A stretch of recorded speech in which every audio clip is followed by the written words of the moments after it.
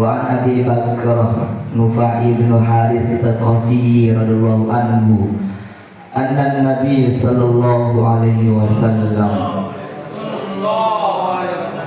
bahwasanya Nabi sallallahu alaihi wasallam telah bersabda, "Idzal taqal muslimani bisayfayhima." Apabila ada dua orang Islam yang saling berhadapan dan menghenus pedangnya, fal qatilu wal maqtulu finnari, maka ia membunuh atau orang yang terbunuh itu, kedua-keduanya itu akan masuk ke dalam neraka. Qultu, aku bertanya kepada Rasulullah, ya Rasulullah, wahai Rasulullah, hadal qatilu fama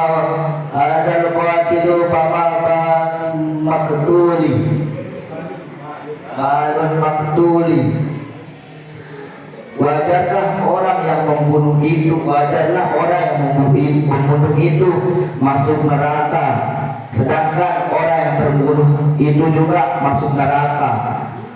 Lalu Rasulullah pun menjawab dari pertanyaan seorang pemuda tersebut, innahu kana harisan ala qatli,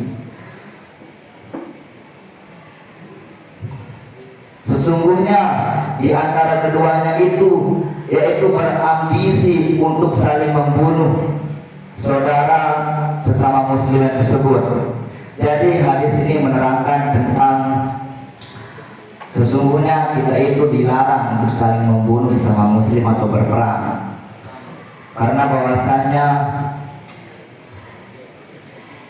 di dalam hadis ini diterangkan juga haram saling membunuh sesama muslim. Dulu pernah ada kejadian pada tahun 2019 sama tahun 2023,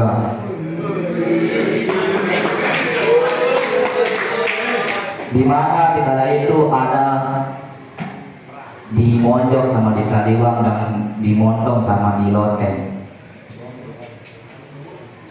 yaitu saling membunuh sama muslimnya itu tidak dianjurkan oleh Rasulullah SAW. Rasulullah SAW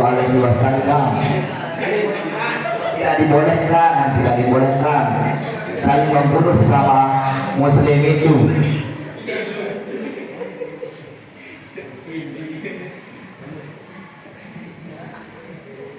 Lanjut. Wa Abi Hurairah radhiyallahu anhu, hadis ini diriwayatkan oleh Abi Hurairah, moga-moga Allah meridainya. Qala Abu Hurairah berkata, qala Rasulullah sallallahu alaihi wasallam, dan bersabda Rasulullah sallallahu alaihi wasallam, salatul rajuli fi jama'ati,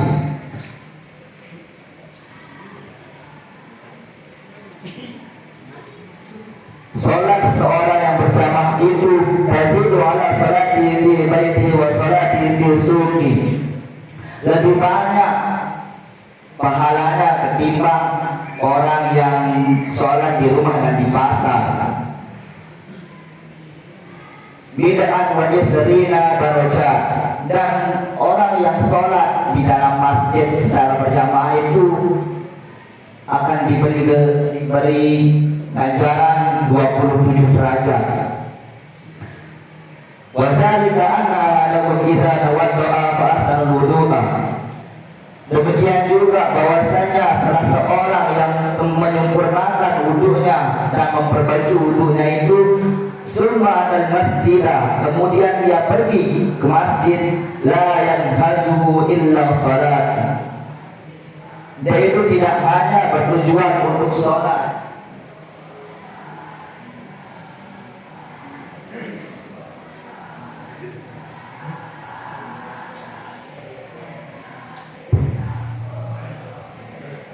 la yuridu illa salatan,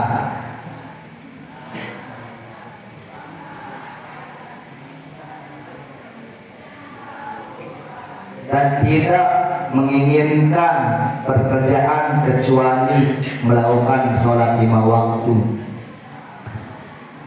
Lam yaktu qudwatan illa rufi'alahu biha darajah. Tiada ia melangkah satu langkah kecuali diangkat baginya itu satu derajat. Wa qutta anhu biha khati'atun.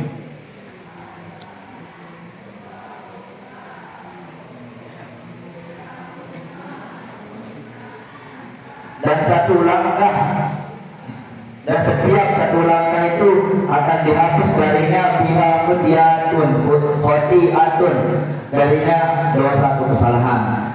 Hatta yadkhulul masjidah, sehingga ia masuk ke dalam masjid. Fa idza dakhala masjidah kana fi sholati, maka apabila ia masuk dalam masjid, ia dianggap maka di sholatu hiya tahbisuhu,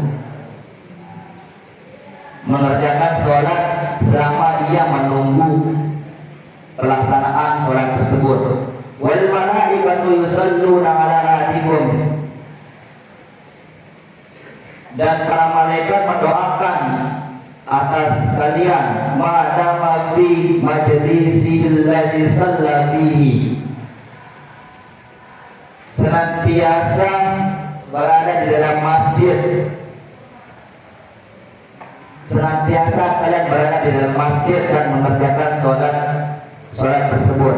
Yaquluna, doa para malaikat itu mengatakan, Allahumma arhamhu, ya Allah kasihanilah dia, Allahumma ghafir lahu, dan ampunilah baginya dosa-dosanya, Allahumma tub alaihi, dan terimalah tobatnya, ma lam yu'ti fihi ma lam yahdis fihi, selama ia tidak gaduh dan berbuat dan berhadas. Muttafaqun alaih. Hadis ini menjelaskan tentang bahwasanya sholat yang paling sempurna itu adalah sholat yang paling sempurna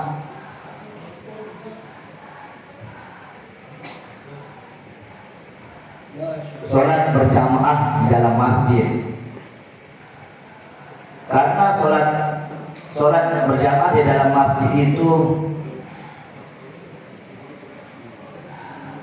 diberi ganjaran 27 derajat. Dan ketika itu pula, ketika kita menunggu sebelum azan dikumandangkan, kita itu sudah dinyatakan melakukan sholat di sana, dan para malaikat itu mendoakan kepada kita ketika kita menunggu sebelum pelaksanaan sholat itu terjadi.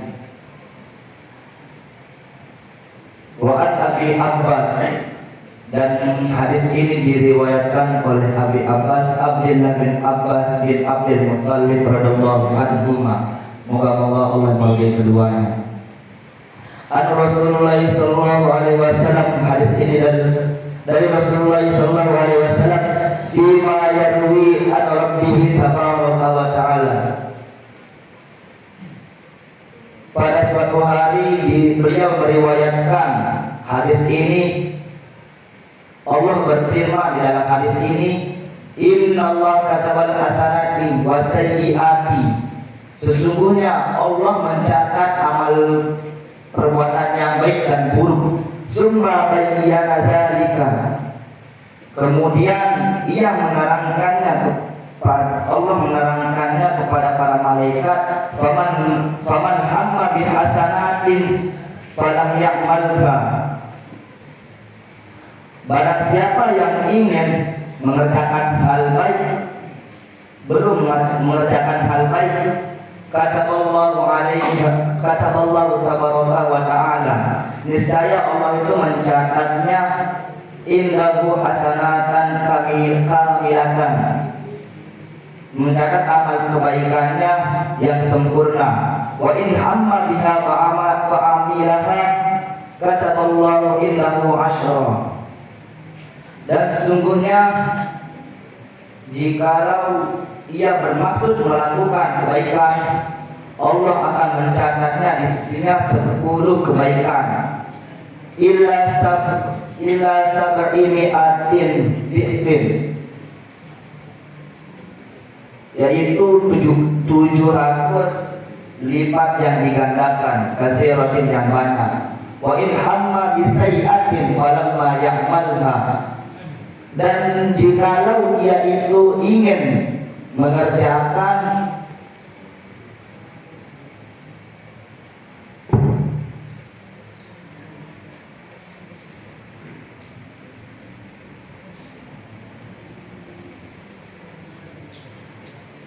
jikalau ia itu ingin mengerjakan hal keburukan, kata Allah innahu hasanatin, akan tapi ia tidak jadi mengerjakan hal keburukan tersebut, niscaya Allah akan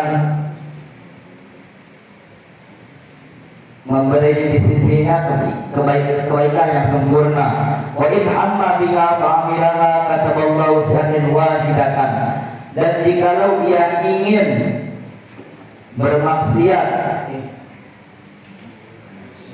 jikalau ia ingin mengerjakan keburukan, kata Allah sayyatin wahidatan, dan ia mengerjakan keburukan tersebut, Allah kata Allah sayyi'atan wahidatan, niscaya Allah mencatat satu keburukan baginya. Muttafaqun alaih. Hadis ini menerangkan tentang sebelum kita mengerjakan hal baik itu, kita sudah diberi ganjaran pahala, dan sebelum kita mengerjakan hal buruk itu akan tapi tidak terjadi, kita juga diberikan pahala.